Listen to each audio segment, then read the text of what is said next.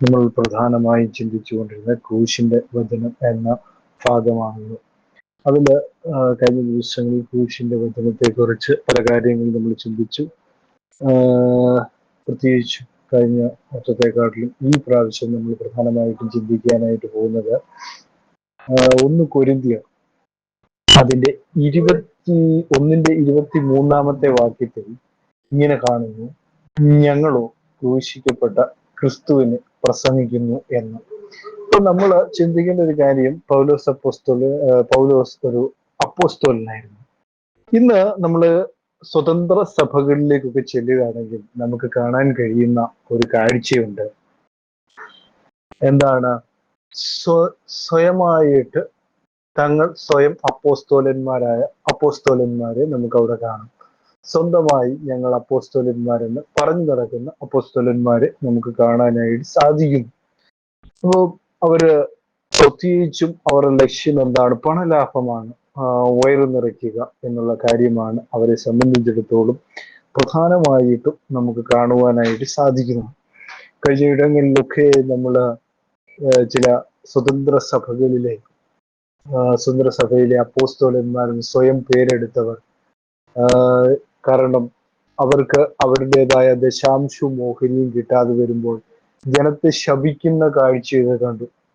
അപ്പോസ്തലനായ പൗലോസ് തന്റെ ജീവിതത്തിൽ ഒരിക്കലും, അപ്പോൾ നമ്മൾ മനസ്സിലാക്കണം യഥാർത്ഥ അപ്പോസ്തലന്മാർ ആരാണ് എന്നുള്ള ഒരു കാര്യം കൂടിയാണ് ഇന്നത്തെ മെസ്സേജിൽ ഞാൻ പൂർണ്ണമായും തരുവാനായിട്ട് ആഗ്രഹിക്കുന്നത്. ദൈവവചനം ഒരു അപ്പോസ്തലൻ എന്തായിരിക്കണം? സ്വയമായി രൂപീകരിക്കപ്പെട്ട ഒന്നല്ല അപ്പോസ്തല ശുശ്രൂഷ എന്ന് പറയുന്നത്. 2 രോഗികളെ, അതായത് ആ അപ്പോസ്തലന്മാർ, ഇന്നത്തെ അപ്പോസ്തലന്മാർ അഹങ്കരിക്കുന്നത് ഞാൻ ക്യാൻസർ രോഗം മാറ്റി, അതുപോലെ തന്നെ 2 പ്രവചനമൊക്കെ പറഞ്ഞു കഴിയുമ്പോൾ ഞാൻ എന്താണ് ഒരു അപ്പോസ്തലനാണ് എന്നുള്ള ചിന്തയാണ് പല ആളുകൾക്കുമുള്ളത്. പൗലോസ് അപ്പോസ്തലന് അങ്ങനെ ഒരു ചിന്തയുണ്ടായിരുന്നില്ല.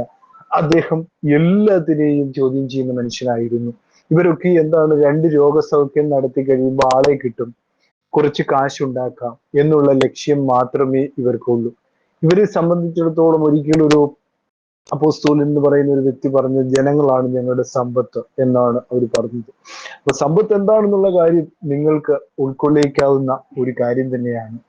അപ്പോ നമ്മൾ മനസ്സിലാക്കേണ്ട ഒരു കാര്യം അപ്പോസ്തലന്റെ ഗുണങ്ങളെ കുറിച്ച്, അതായത് 1:23 പറയുകയാണ്, ഞങ്ങളോ ക്രൂശിക്കപ്പെട്ട ക്രിസ്തുവിനെയാണ് പ്രസംഗിക്കുന്നത്. ഞാൻ അപ്പോസ്തലനാണ് എന്ന് പറഞ്ഞുകൊണ്ട് സ്വയമായി അഹങ്കരിക്കുന്നവനായിരുന്നില്ല പൗലോസ് അപ്പോസ്തലൻ. അദ്ദേഹത്തെ സംബന്ധിച്ചിടത്തോളം അദ്ദേഹത്തിന് വെളിപ്പാടുണ്ടായിരുന്നു, വെളിപ്പാടിന്റെ ആധിക്യം ഉണ്ടായിരുന്നു, അതുപോലെ തന്നെ പ്രവചിക്കുന്നുണ്ടായിരുന്നു, അതുപോലെ തന്നെ അത്ഭുതങ്ങൾ ചെയ്യുന്നുണ്ടായിരുന്നു, വീര്യപ്രവർത്തികൾ ചെയ്യുന്നുണ്ടായിരുന്നു. ഇതിലൊന്നും അദ്ദേഹം സന്തോഷിച്ചിരുന്നില്ല. അദ്ദേഹം സന്തോഷിച്ചത് എന്താണ്? ക്രൂശിൽ കർത്താവായ യേശു ക്രിസ്തുവിലായിരുന്നു അദ്ദേഹം സന്തോഷിച്ചുകൊണ്ട്. അതാണ് ഫിലിപ്പിയർക്ക് എഴുതിയ ലേഖനത്തിൽ വിട്ടുപിരിഞ്ഞ് കർത്താവിനോട് ചേർന്നിരിക്കുവാൻ താൻ ആഗ്രഹിക്കുന്നു. താൻ മരിച്ചപ്പോഴും പറഞ്ഞ് ഞാൻ നല്ല ഓട്ടമോടി എന്നുള്ളതാണ്. ഇന്നത്തെ അപ്പോസ്തലന്മാരുടെ പ്രത്യേകത എന്താണ്? കാശുണ്ടാക്കുക. പ്രത്യേകിച്ച് സ്വതന്ത്ര സഭകളിലാണ് ഇങ്ങനെയുള്ള അപ്പോസ്തലന്മാരെന്ന് പറഞ്ഞ് സ്വയം പ്രഖ്യാപിത അപ്പോസ്തലന്മാരെ നമുക്ക് കാണുവാനായിട്ട് സാധിക്കുന്നു. അപ്പോൾ അപ്പോസ്തലനായ പൗലോസിനെ കുറിച്ച് നമ്മൾ പഠിക്കണം. അപ്പോസ്തലൻ തന്നെ എന്തായിരിക്കണം അപ്പോസ്തലൻ എന്നുള്ള കാര്യത്തെക്കുറിച്ച് അദ്ദേഹത്തിൽ നിന്ന് നമ്മൾ പഠിക്കുന്നത് വളരെ അനിവാര്യമായ ഒരു കാര്യമാണ്. അപ്പോ നമ്മൾ 2 കൊരിന്ത്യർ 12 അധ്യായം അതിന്റെ 12 വാക്യത്തിൽ അപ്പോസ്തലന്റെ ഗുണഗണങ്ങളെ കുറിച്ച് വളരെ വ്യക്തമായിട്ട് രേഖപ്പെടുത്തിയിട്ടുണ്ട്. അപ്പൊ അപ്പോസ്തലൻ എന്ന് പറയുമ്പോൾ ആരോ ഒരിക്കൽ തമാശയ്ക്ക് പറയുന്നത് കേട്ടു, അപ്പപ്പോ സ്ഥലത്തുള്ളവനാണ് അപ്പോസ്തലൻ എന്ന്. എന്ത് വിഡ്ഢിത്തരങ്ങളാണ് പറയുന്നത് അല്ലേ? അവർക്ക് അവരുടെ കാര്യങ്ങൾ ജയിക്കുവാൻ വേണ്ടി അവർ ഓരോ വിഡ്ഢിതര വാക്കുകൾ പറയുകയാണ്. അപ്പപ്പോ സ്ഥലത്തുള്ളവനാണ് അപ്പോസ്തലൻ, അപ്പോസ്തലൻ ദൈവം അയച്ചിട്ട് വരുന്നവനാണ് അപ്പോസ്തലൻ എന്നാണ്, അപ്പോസ്തലന് അയക്കപ്പെട്ടവൻ എന്ന അർത്ഥത്തിലാണ് ആ വാക്ക് അപ്പോസ്തലൻ എന്ന വാക്ക് ഉപയോഗിച്ചിരിക്കുന്നത് പ്രധാനമായിട്ട്. അപ്പോ കർത്താവ് അയച്ചിട്ട് വന്നവനാണ് അപ്പോസ്തലനായ പൗലോസ്. ആ വിളിയെ കുറിച്ച് തനിക്ക് അറിയാമായിരുന്നു. അതുകൊണ്ട് ദൈവം തെറ്റായി ജനങ്ങൾ ചെയ്യുന്നത് പോലും അദ്ദേഹം അതിനെ തെറ്റുകളെയും തിരുത്തിയ ആളായിരുന്നു അപ്പോസ്തലനായ പൗലോസ്. ശ്രദ്ധിക്കേണ്ട ഒരു കാര്യമാണ്. 12:12 രേഖപ്പെടുത്തിയിരിക്കുന്നത് എങ്ങനെയാണ്? 2 കൊരിന്ത്യർ 12:12 പറയുകയാണ്, അപ്പോസ്തലന് ചില ലക്ഷണങ്ങളുണ്ട്. അപ്പോസ്തലന്റെ ലക്ഷണങ്ങൾ എന്താണെന്ന് ചോദിക്കുകയാണെങ്കിൽ അവിടെ എഴുതിയിരിക്കുകയാണ്, അപ്പോസ്തലന്റെ ലക്ഷണങ്ങൾ പൂർണ്ണ സഹിഷ്ണുതയിലും അടയാളങ്ങളാലും അത്ഭുതങ്ങളാലും വീര്യപ്രവൃത്തികളാലും നിങ്ങളുടെ ഇടയിൽ വെളിപ്പെട്ടു വന്നുവല്ലോ എന്നാണ് അവിടെ കാണുവാനായിട്ട് സാധിക്കുന്നത്.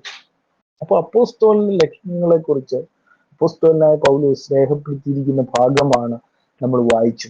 അവിടെ എന്താണ്? പൂർണ്ണ സഹിഷ്ണുത ഉണ്ടാകണം അല്ലേ? അത് പൂർണ്ണ സഹിഷ്ണുതയാണ് പ്രത്യേകമായി ഒരു അപ്പോസ്തലന് വേണ്ട ഗുണഗണം.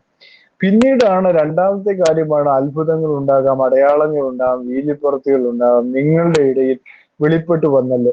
അതാണ് അപ്പോസ്തലനുള്ള ലക്ഷണങ്ങളെ കുറിച്ച് പൗലോസ് അപ്പോസ്തലൻ പറയുന്നത്.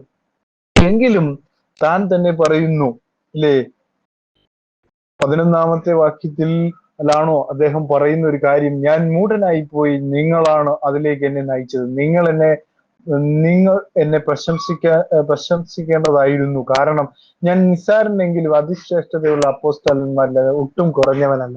താൻ തന്നെ അവിടെ താഴ്ത്തുകയും താൻ കുറഞ്ഞവനല്ല എന്നും അപ്പോസ്തലനായ പൗലോസ് രേഖപ്പെടുത്തുന്നത് നമുക്ക് കാണുവാനായിട്ട് സാധിക്കുന്നു.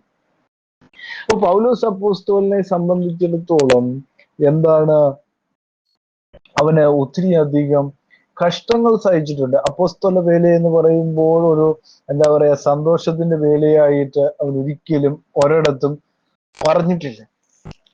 അതാണ് അവനെ കുറിച്ച് നമുക്ക് കാണുവാനായിട്ട് സാധിക്കുന്നത് അല്ലെ. ഒരുപാട് കഷ്ടങ്ങൾ അപ്പോസ്തലനായ പൗലോസ് തന്റെ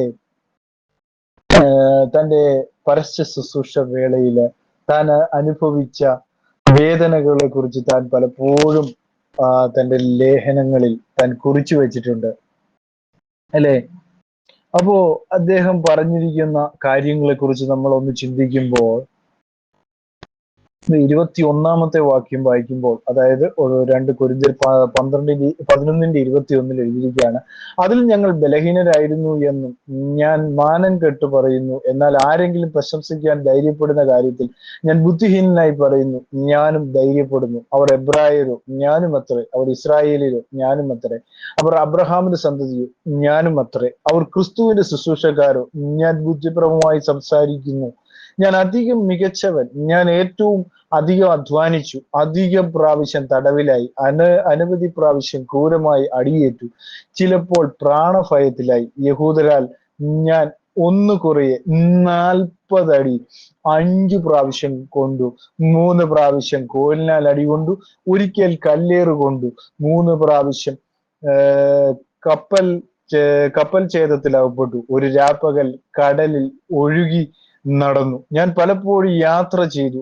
നദികളിലെ ആപത്ത്, കള്ളന്മാരാലുള്ള ആപത്ത്, സ്വജനത്താലുള്ള ആപത്ത്, വിജാതികളാലുള്ള ആപത്ത്, പട്ടണത്തിലെ ആപത്ത്, കാട്ടിലെ ആപത്ത്, കടലിലെ ആപത്ത്, കള്ള സഹോദരന്മാരാലുള്ള ആപത്ത്, അധ്വാനം, പ്രയാസം, പലവട്ടം ഉറക്കളപ്പ്, വിശപ്പ്, ദാഹം, പലവട്ടം പട്ടിണി, ശീതം, നഗ്നത എന്നീ അസാധാരണ സംഗതികൾ ഭവിച്ചത് കൂടാതെ ദിവസേന സർവ്വസഭകളെയും കുറിച്ചുള്ള ചിന്താഭാരം എന്നെ അലട്ടുന്നുണ്ട്.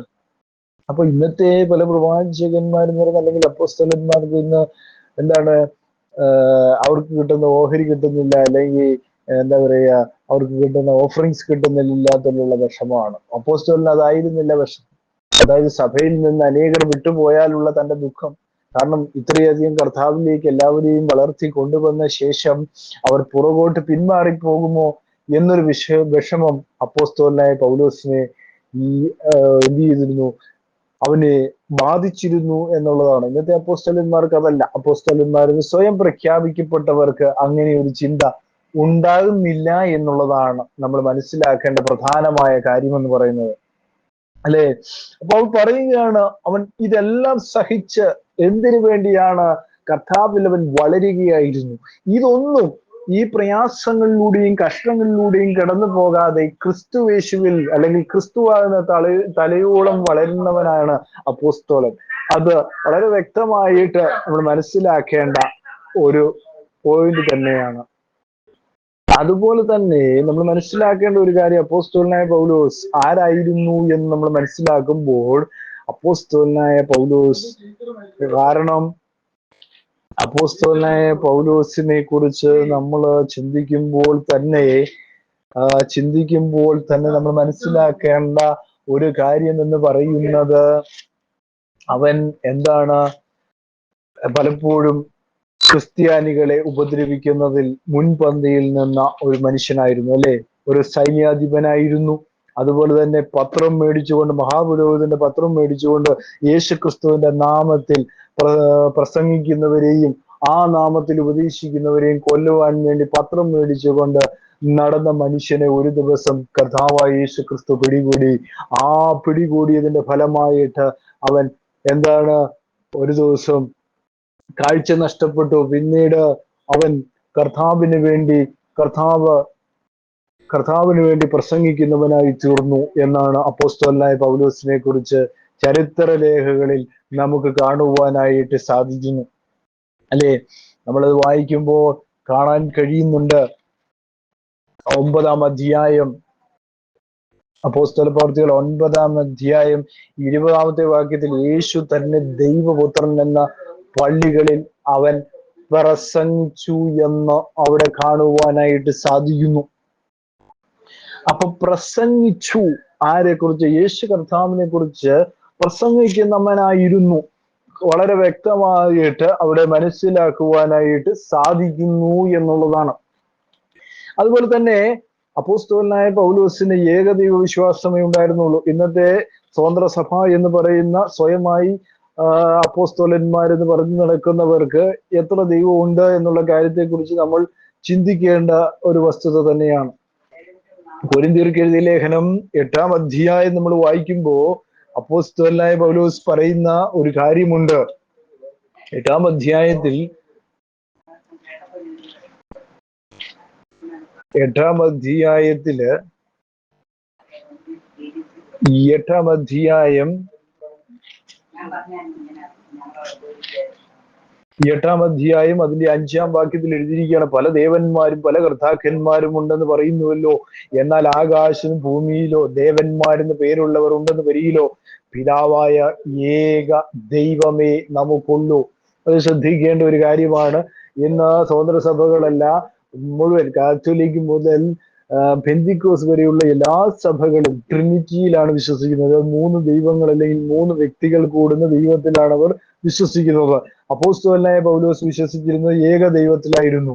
വളരെ വ്യക്തമായി അവിടെ എഴുതിയിരിക്കുകയാണ്, പിതാവായ ഏക ദൈവമേ ഉള്ളൂ എന്ന് പറഞ്ഞു. പുത്രനായ ഒരു ദൈവം ഉണ്ടെന്ന്, പരിശുദ്ധാത്മാവായ വേറൊരു ദൈവം കൂടി ഉണ്ടെന്ന അപ്പോസ്തലനായ പൗലോസ് പഠിപ്പിച്ചില്ല. അങ്ങനെ ഒരിക്കലും അദ്ദേഹം പഠിപ്പിച്ചതായിട്ട് രേഖപ്പെടുത്തിയിട്ടില്ല. ഇന്ന് സ്വയമായി അപ്പോസ്തലൻ എന്ന് പ്രഖ്യാപിക്കുന്നവർ പഠിപ്പിക്കുന്ന എന്താണ്? 3 ദൈവത്തിൽ വിശ്വസിക്കുന്നവർ, 3 വ്യക്തിത്വങ്ങളിൽ വിശ്വസിക്കുന്നവരാണ് എന്നുള്ള കാര്യം നമ്മൾ മറന്നു പോകരുത്. അതാണ് ഇന്നത്തെ അപ്പോസ്തോലിക പഠനം എന്ന് പറയുന്നത്. അതുപോലെ തന്നെ ഇന്നത്തെ അപ്പോസ്തലന്മാർ ഒരു പ്രത്യേകത, അവരുടെ സഭകളിൽ എന്താണ്? സമ്പത്തുണ്ടാകണം. അതിനു വേണ്ടി അവരെന്ത് ചെയ്യും?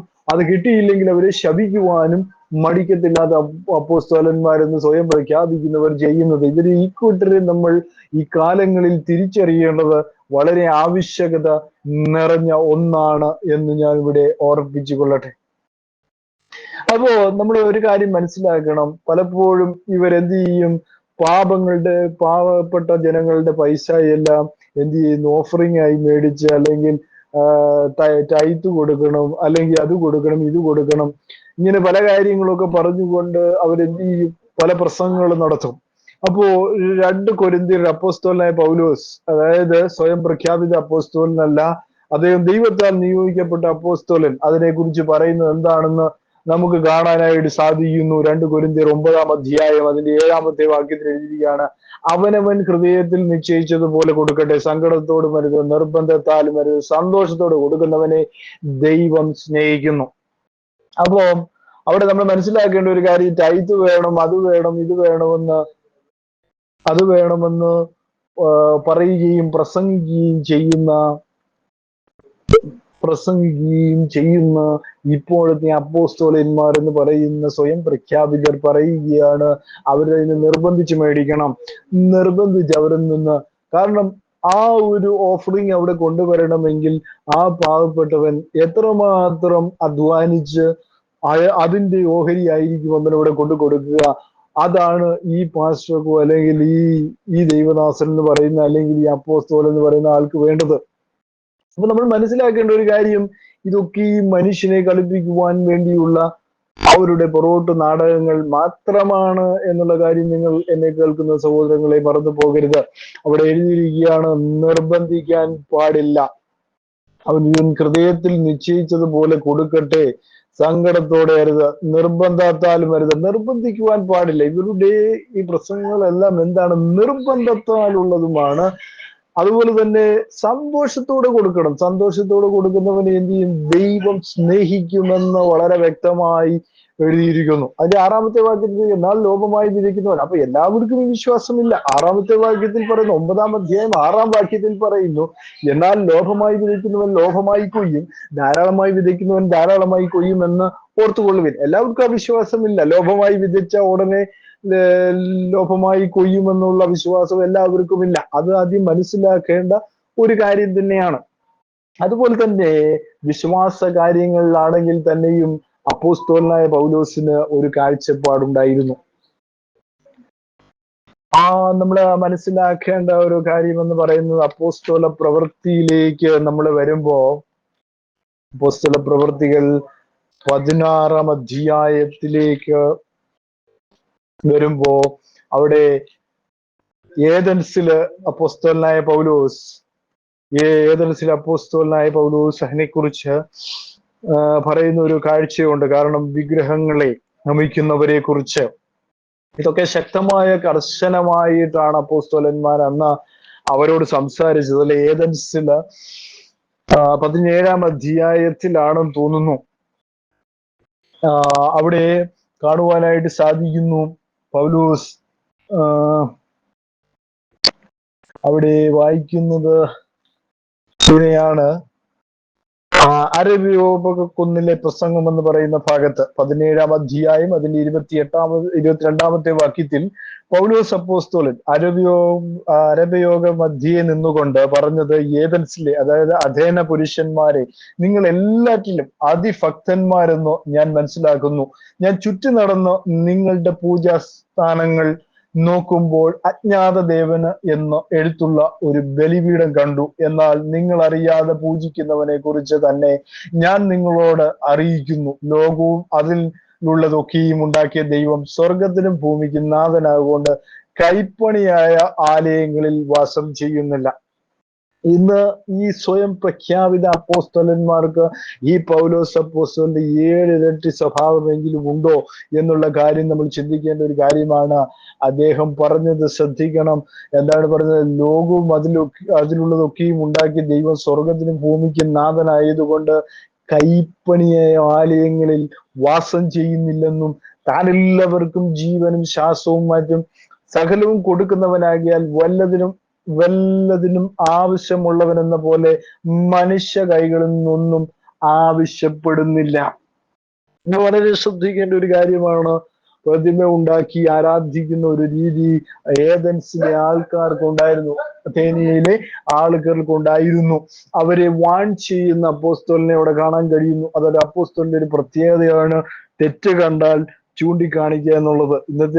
ഇന്നത്തെ അപ്പോസ്തലന്മാരെന്ന് സ്വയം പ്രഖ്യാപിക്കപ്പെട്ടവർ ചെയ്യുന്നത് എന്താണ്? പണം കിട്ടിയില്ലെങ്കിൽ അവരാദ്യം എന്ത് ചെയ്യും? ശാസിക്കുന്ന ഒരു പ്രവണതയാണ് അവരുടെ ഇടയിൽ കണ്ടുവരുന്നത് എന്നുള്ളതാണ് നമുക്ക് കാണുവാനായിട്ട് സാധിക്കുന്നു, പ്രിയ സഹോദരങ്ങളെ. അപ്പൊ ഇവരെയൊക്കെ ഏത് തരത്തിലാണ് നമ്മൾ മനസ്സിലാക്കേണ്ട ഒരു കാര്യം?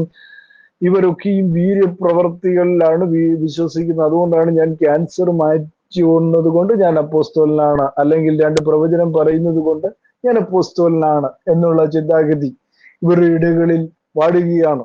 ഇവർ വേറൊന്നിനെയും ശാസിക്കുകയില്ല. ഇവർ കാശ് കിട്ടിയില്ലെങ്കിൽ കാശ് കിട്ടാത്തിടത്ത് മാത്രം ഇവർ ശാസിക്കും. അപ്പൊ ഇങ്ങനെയുള്ളവരെയാണ് നമ്മൾ സൂക്ഷിക്കേണ്ടത്. കർത്താവായ യേശുക്രിസ്തു തന്റെ പരസ്യ ശുശ്രൂഷ വേളയിൽ മത്തായിയുടെ സുവിശേഷം 7:15 പറയുകയാണ്, കള്ളപ്രവാചകന്മാരെ സൂക്ഷിച്ചു കൊള്ളുവിൻ. അവർ ആടുകളുടെ വേഷം ധരിച്ച് നിങ്ങളുടെ അടുക്കൽ വരുന്നു, അകമയോ കടിച്ചു കീറുന്ന ചെന്നായ്ക്കളാകുന്നു.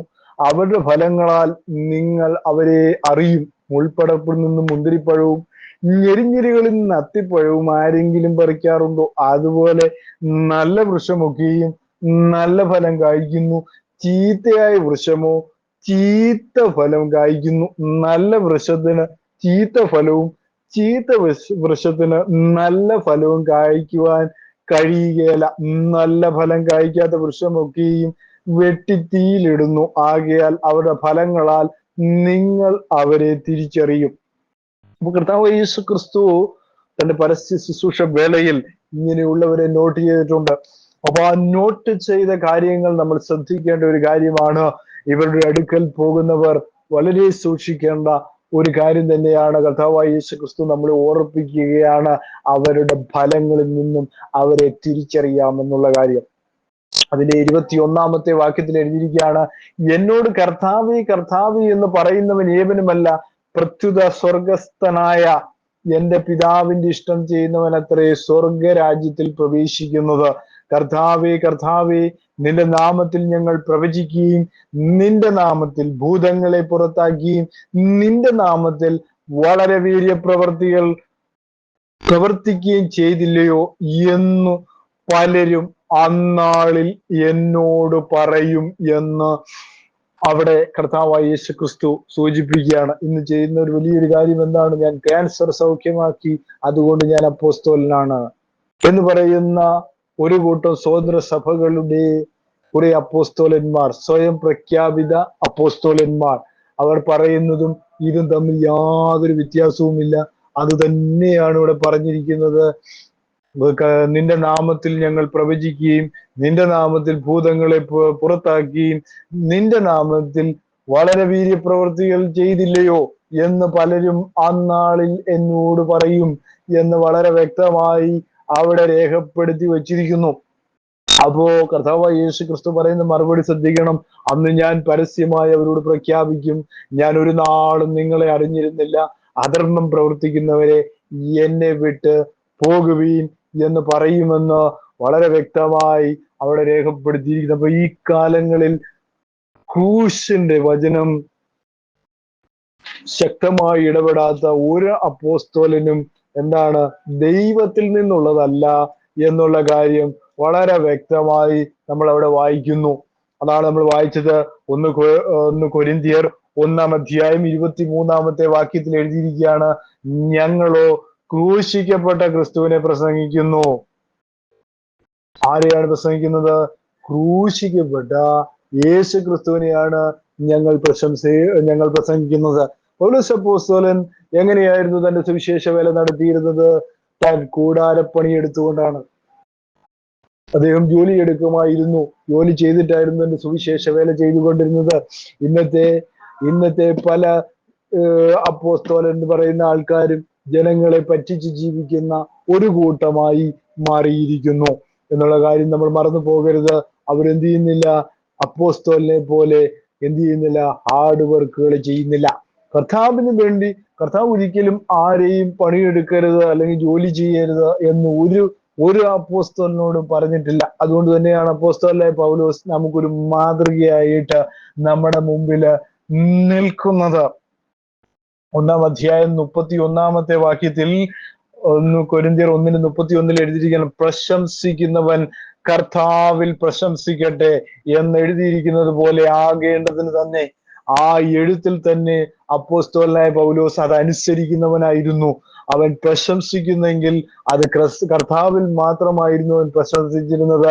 അവന്റെ അത്ഭുത പ്രവർത്തികളിലായിരുന്നില്ല, അവന്റെ അപ്പോസ്തോലിയത്തിലായിരുന്നില്ല അവൻ പ്രശംസിക്കുന്നത്. അവൻ പ്രശംസിച്ചത് കർത്താവായ യേശു ക്രിസ്തുവിലായിരുന്നു. അതുകൊണ്ട് തന്നെയും അവന്റെ സുവിശേഷം സത്യമായിരുന്നു. ഇന്നത്തെ കള്ളപ്രവാചകന്മാരെ പോലെ, കള്ള അപ്പോസ്തോലന്മാരെ പോലെ ആയിരുന്നില്ല അവന്റെ സുവിശേഷം എന്ന് പറയുന്നത്. ഇന്ന് പല സുവിശേഷകരും അപ്പോസ്തലനായ പൗലോസിനെ മാതൃകയാക്കേണ്ടതാണ്. ഇങ്ങനെ ഇവരുടെ പുറകെ പോകുന്നവർ ദൈവ നാമത്തിൽ എന്ത് ചെയ്യണം? അപ്പോസ്തലനായ പൗലോസിനെ മാതൃകയാക്കേണ്ടത് വളരെ അത്യാവശ്യകരമായുള്ള ഒരു കാര്യം തന്നെയാണ്. അപ്പോൾ ഈ ദിവസങ്ങളിൽ നമ്മളെ എന്ത് ചെയ്യും? തെറ്റിക്കുവാനായി പല പ്രവാചകന്മാരും അടയാളങ്ങളും അത്ഭുതങ്ങളും കാണിച്ചുകൊണ്ട് നമ്മുടെ ഇടയിലേക്ക് വരും എന്നുള്ള കാര്യം നമ്മൾ എന്ത് ചെയ്യരുത്? മറന്നു പോകരുത്. അതുകൊണ്ട് ക്രൂശിന്റെ വചനം ആണ് നമ്മൾ വായിച്ചത്. ക്രൂശിന്റെ വചനം നശിച്ചു പോകുന്നവർക്ക് പോഷത്വവും രക്ഷിക്കപ്പെടുന്ന നമുക്കോ ദൈവ ശക്തിയുമാകുന്നു. അപ്പോ പൗലോസ് അപ്പോസ്തലൻ ഇതിനെക്കുറിച്ച് എഴുതിയതിന്റെ കാരണം ഇത് തന്നെയാണ്. കാരണം കർത്താവായ യേശു ക്രിസ്തുവിനെ മുമ്പിൽ വെക്കാതെ ഞാൻ അത്ഭുതങ്ങൾ ചെയ്യുന്നു, അടയാളങ്ങൾ ചെയ്യുന്നു എന്ന് പറയുന്ന പ്രവാചകന്മാർക്ക് അയ്യോ കഷ്ടമെന്ന്, അല്ലെ? യിരെമ്യാവിന്റെ പുസ്തകം നമ്മൾ വായിക്കുമ്പോൾ അവിടെ രേഖപ്പെടുത്തിയിരിക്കുന്നത് കാണാം.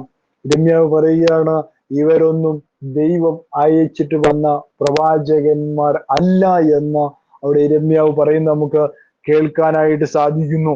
അപ്പോൾ ഈ കാലത്തെ സമൃദ്ധി സുവിശേഷകർ എന്ന് പറയുന്ന കള്ള അപ്പോസ്തലന്മാർ എന്ത് ചെയ്യുന്നു?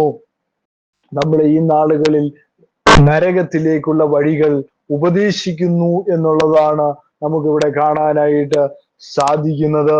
ഈ വചനങ്ങൾ നിങ്ങൾക്ക് അനുഗ്രഹപ്രദമായെങ്കിൽ ഞാൻ നിങ്ങൾക്ക് വേണ്ടി പ്രാർത്ഥിക്കുവാൻ പോകുന്നു. മഹാപരിശുദ്ധനും നിത്യനുമായ ദൈവമേ, ഈ സമയത്തിനായി സ്തുതിക്കുന്നു. വചനം കേട്ട എല്ലാവരെയും കർത്താവ് ധാരാളമായി സമൃദ്ധിയായി അനുഗ്രഹിക്കണമേ എന്ന് പ്രാർത്ഥിക്കുന്നു. രോഗികളായിട്ട് ഭാരപ്പെടുന്ന എല്ലാവർക്കും കർത്താവ് പൂർണ്ണമായ സൗഖ്യം വിടുതലും നൽകണമേ എന്ന് പ്രാർത്ഥിക്കുന്നു. ഇതിൽ അഡ്മിന്മാരായിട്ടുള്ള എല്ലാവരെയും കർത്താവിന്റെ കരങ്ങളിൽ ഏൽപ്പിച്ച് പ്രാർത്ഥിക്കുന്നു. കർത്താവിന്റെ കൃപ എല്ലാവരോടും കൂടെ ഇരിക്കണം. പ്രാർത്ഥന സ്വർഗം ശ്രദ്ധ വെച്ച് കേട്ടിരിക്കണം. സ്തോത്രം, മാനവും മഹത്വവും അപ്പച്ചനെടുക്കണം. എല്ലാം യേശു ക്രിസ്തുവിന്റെ ധന്യമുള്ള നാമത്തിൽ തന്നെ. ആമേൻ, ആമേൻ.